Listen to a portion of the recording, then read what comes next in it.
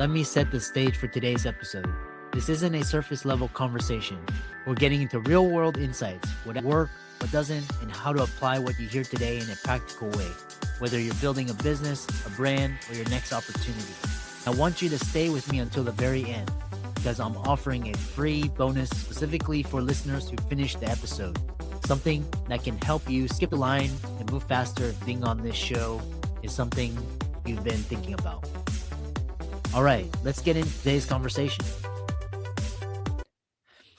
Hey guys, and welcome to another episode of the Financial Freedom Podcast. I'm really delighted and honored to have today's guest, John Lee Dumas. He's from Entrepreneurs on Fire, and we're going to have a 15-minute focused conversation. What you'd build differently if you started podcasting today in the AI first world. First question is how your thinking on starting, building, and scaling a podcast has evolved over the last 3 to 5 years. Honestly, not much has changed. The biggest focus point that people need to be continuing to think about in the last 3 to 5 years is, am I creating the number one solution to a real problem in a growing industry? Is my podcast, is the content on my podcast, is it solving a problem in a growing industry? And is it the number one solution to that problem in the growing industry? If you do that, you're going to win. Now, of course, you can use AI to leverage your time and to scale. At the end of the day, your show's going to succeed or fail based on you providing value to your listeners, you providing solutions to their problems. That's the focus point. A follow-up question on that, in terms of podcast discovery, you used to be able to go to Google search, and now there's AI search and AI SEO. How does that factor into discovering your podcast? That person that's looking for your particular solution, but they haven't yet found your podcast to help them solve that problem. At the end of the day, people are going to beat a path to the doorstep of the number one solution to their problem. And they're going to ignore the second best solution all the way to infinity. Whether it's through AI, Google search, or a billboard, it doesn't matter. If you're creating the number one solution to a real problem that people are having, it's going to get out. You cannot suppress the number one solution to people's real problems, because they will talk to each other, they will refer, they will share, they will promote for you. And so you just need to keep hammering home on that of, how is my show doing that? How is it delivering value to my audience? How is it solving their problems? That's how you win. What I really love about it is still the same problem, solution, and customers are seeking your content. In terms of the attention economy, before COVID, it was all about millions of followers, likes, and views. How is the attention economy changing with artificial intelligence? Trust, expertise, and brand are becoming more important these days when you're doing a podcast. I've been doing this for 14 years, and the attention economy has been shrinking. People's attention spans that is shrinking and shrinking and shrinking. And it always will be. We can be doing this in 10 years. It will continue shrinking, because with AI coming onto the scene, people can just go to an app and get the solutions to their problems.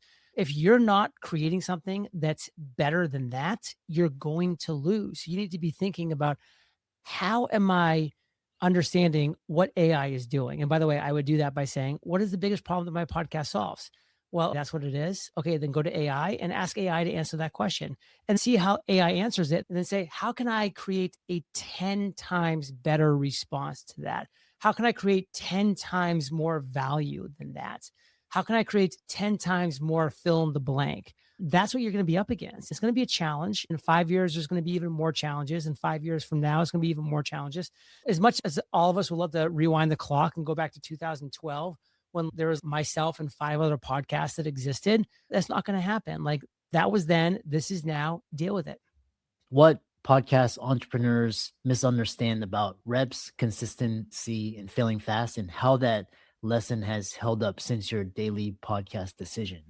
I knew that I was going to be a bad podcaster for a long time. When I first started, I was not going to be good. I was going to be an amateur, because I was an amateur. Like, how can you be good at something you've never done before? You can't, you won't. So what do? You put in the reps. That's why I did a daily show.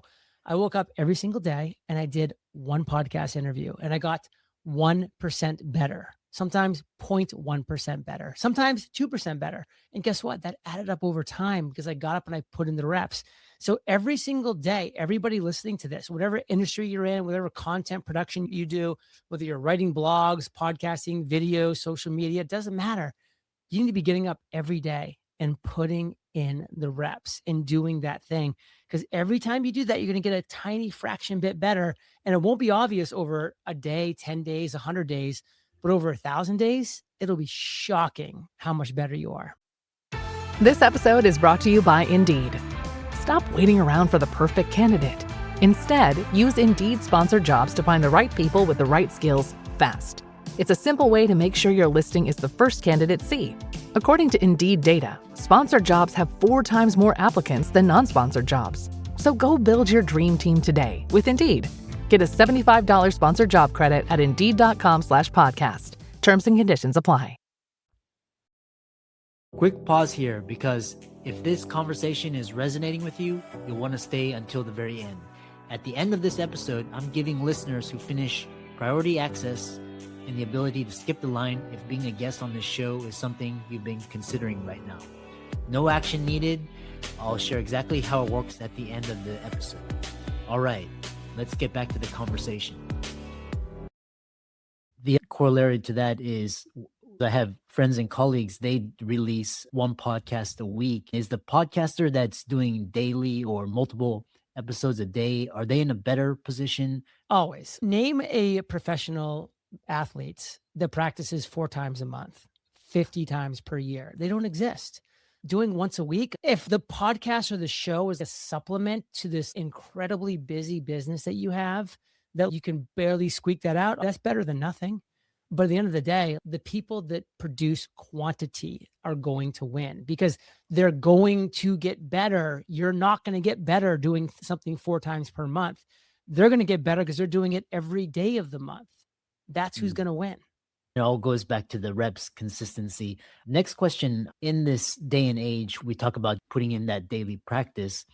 The idea of pod fade, you're not seeing any result, spending hours and hours and producing great content, maybe getting a couple followers here and there, but not really seeing tangible results. What's your words of encouragement to those? Pod fade is real. The problem with what you did is to get to the point of pod fade is you chose the wrong show. You chose the wrong topic. You chose the wrong vertical.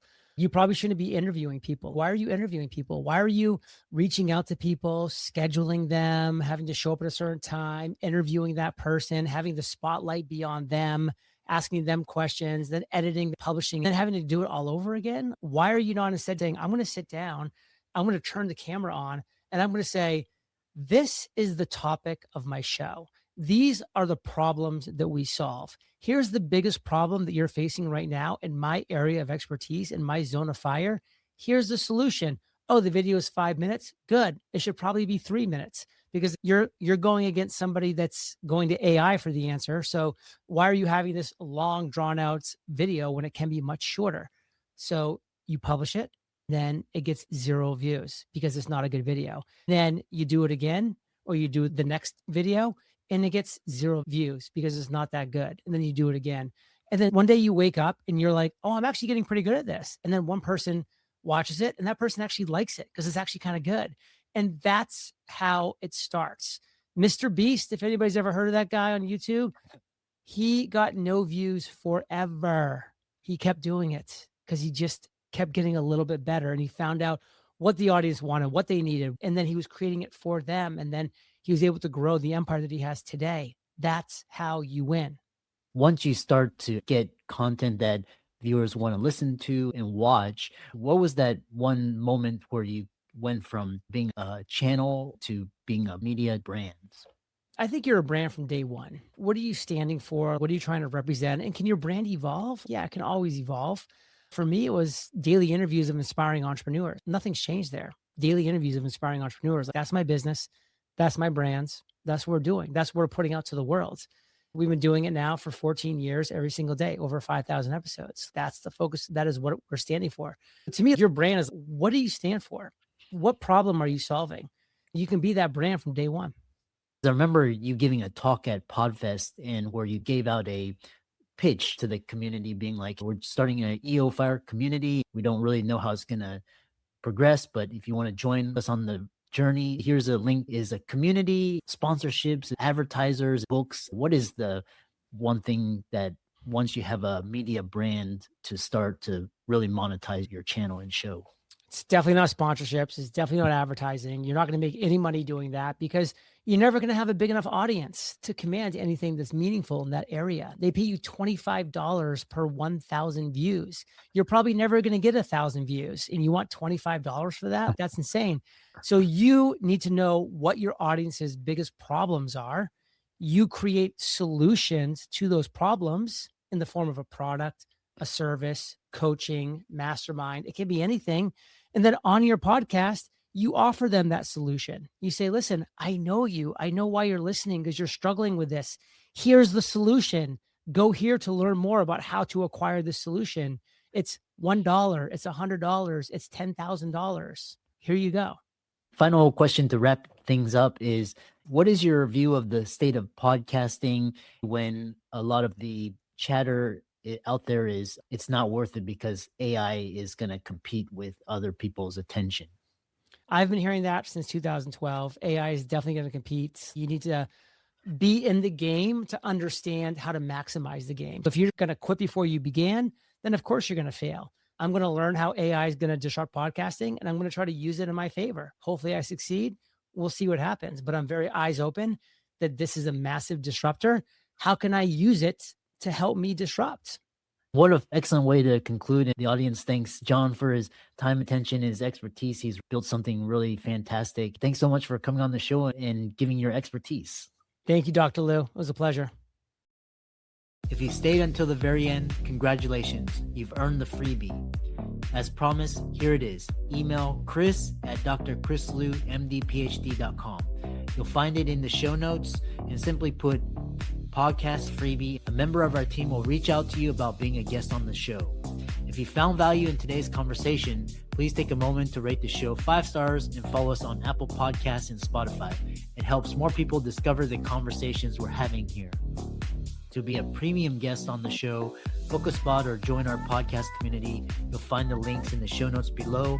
And if you're looking for more personal guidance, you can book one-on-one coaching call with me. Our books, products, and courses are linked in the show notes. Thanks again for listening, and I'll see you in the next episode.